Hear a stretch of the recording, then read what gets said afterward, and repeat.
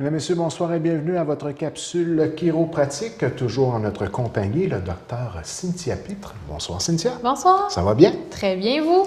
Extrêmement bien.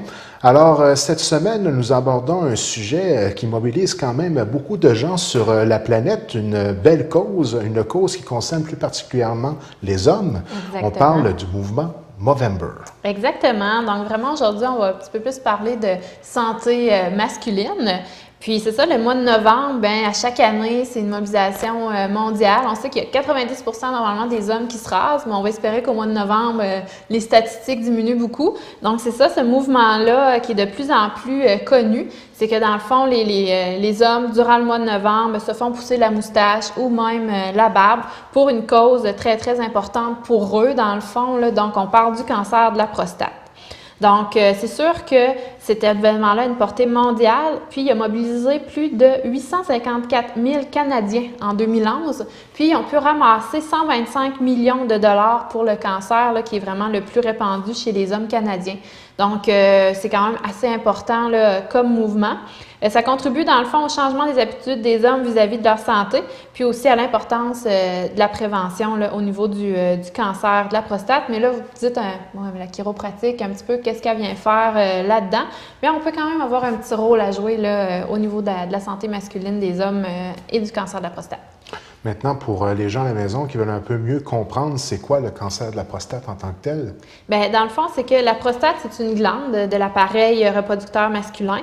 C'est environ la taille d'une grosse noix, puis c'est situé sous la vessie, juste à la base du pénis. Donc, à proximité un petit peu du rectum aussi.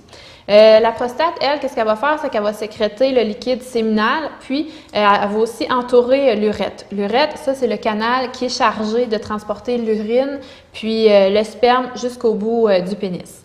Donc, le cancer de la prostate, c'est le type de cancer le plus répandu chez les hommes canadiens, puis il serait en hausse. Oui. Mais il ne serait pas en hausse, par contre, pour des mauvaises raisons. Il serait en hausse parce qu'il y aurait de plus en plus d'hommes qui, maintenant, feraient un petit peu, je dirais... Ils mettraient leur part de côté, puis iraient passer de plus en plus les tests de prévention, de dépistage plus rapidement. Donc, on détecterait davantage de cancers qu'on ne détecterait avant, donc ce qui est une bonne chose parce qu'en les détectant plus tôt, donc étant donné que souvent c'est un genre de cancer qui peut avoir une évolution lente, donc là, on peut effectuer les traitements appropriés, puis de plus en plus, là, les chances de guérison sont vraiment optimistes. Alors, ne pas hésiter, là, lorsqu'on approche de la quarantaine, là, d'aller faire cet examen-là. Et j'ai des proches, moi, des amis là, qui ont été touchés par ce cancer-là et qui, heureusement, ont été diagnostiqués à temps. Exactement. Et que maintenant, c'est du passé pour eux. C'est ça, parce qu'aujourd'hui, de plus en plus, un cancer de la prostate se traite très, très bien. Donc, il n'y a pas de... C'est sûr que c'est rare qu'on peut dire ça à propos d'un cancer. Oui, exactement. C'est sûr que les tests, c'est pas très, très agréable. Tu sais, je pense... Mais j'en vivrai pas l'expérience, mais je pense pas que c'est agréable. Donc, c'est sûr que les hommes, des fois, vont être réticents, mais il ne faut pas parce que, justement, si on passe le test à temps, il y a le traitement approprié, puis ensuite, on n'en parle plus, c'est fini, donc on retrouve la santé. Je ne suis pas nécessairement certain de ce que je vais avancer, mais je pense qu'il y a une certaine façon maintenant de pouvoir le détecter à partir d'une prise de sang. Mais je ne suis pas certain. Ça, je ne pourrais pas répondre. Mais il y a le test, comment je dirais, le plus courant, que c'est vrai que certains hommes, ouais, même ça, on en discute comme, souvent entre hommes de ça. Je vous dirais, la prise de sang est comme la première étape. OK. De détection, bon. Mais il faut quand même se rendre au test plus poussé pour savoir Donc, on ne peut pas s'enclairer. Non. Bon. Non. Bien, comparativement à avoir le cancer, ouais. Est-ce que j'approche la quarantaine? Hein? Bien, souvent, c'est plus vers la cinquantaine. Ah oui? Bon, il me reste encore 10 ans. Bon, mais vraiment, c'est vers la cinquantaine? Oui. J'avais entendu le 40, moi. Donc bien, souvent, parce que même là, ici, on parle vraiment de plus de 65, là, mais idéalement, le dépistage, prévention à partir de 50 ans, là, ça, c'est l'idéal. Donc, il faut être à l'affût. Oui. Exactement. Donc, c'est ça, comme on disait, il faut être à l'affût. Si on est un homme qui est âgé de 65 ans puis qu'on a des antécédents familiaux de cancer de la prostate, donc pour mettre toutes les chances de son côté, il ne faut pas ignorer vraiment les symptômes qui peuvent se présenter. C'est sûr, comme là, dans l'article, on parle de 65 ans, mais je vous dirais, là, à partir de 50-55 ans, là, quand il y a des symptômes, là, on y porte attention. Donc, première chose, le besoin fréquent et pressant d'uriner, en particulier la nuit. Ensuite de ça, la difficulté pour commencer ou cesser d'uriner, l'incapacité d'uriner, la faiblesse, la diminution ou l'intermittence du jet urinaire, une sensation de vidange incomplète de la vessie, une sensation de brûlure ou une douleur durant la miction, puis finalement la présence de sang dans l'urine ou dans le sperme. Donc ça, c'est vraiment les signes là, qu'il faut faire attention. Si on voit qu'on a la présence de ces signes-là, il faudrait peut-être penser à consulter. Et pour mon éducation personnelle, la miction? C'est uriner. Ah, d'accord. Ouais. La chiropraticienne jusque dans votre salle de bain. Oui, donc dans le fond, c'est sûr que le fait d'uriner, ça peut vous sembler avoir pas bien de lien avec la chiropratique. Sauf qu'il y a des gens, justement, qu'on a des suivis, qu'on les voit souvent, qui nous font très confiance. Donc, il ne faut pas hésiter à nous parler de ces symptômes-là. Nous, à ce moment-là, on va pouvoir prendre les mesures nécessaires pour référer le patient à la personne qui doit voir. Que si c'est d'abord son médecin de famille ou si encore on doit le voir, par exemple, et le référer plus à un spécialiste ou des trucs comme ça, c'est des choses qu'on peut faire. Des fois, on peut avoir les contacts nécessaires pour référer ces gens-là aux bonnes personnes. Donc, il ne faut pas hésiter à nous en parler. Puis ça, vous pouvez même réussir à intervenir au niveau de la gestion de la douleur.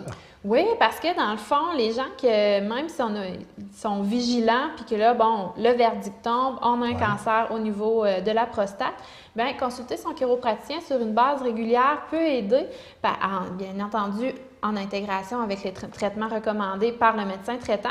Parce que, justement, que ce soit plusieurs affections de la prostate, l'inflammation ou le cancer, ça peut causer des souffrances au bas du dos, donc des douleurs lombaires que ça peut amener. Nous, en chiropratique, bien entendu, quand on parle de douleurs lombaires, c'est quelque chose exactement qu'on connaît très bien.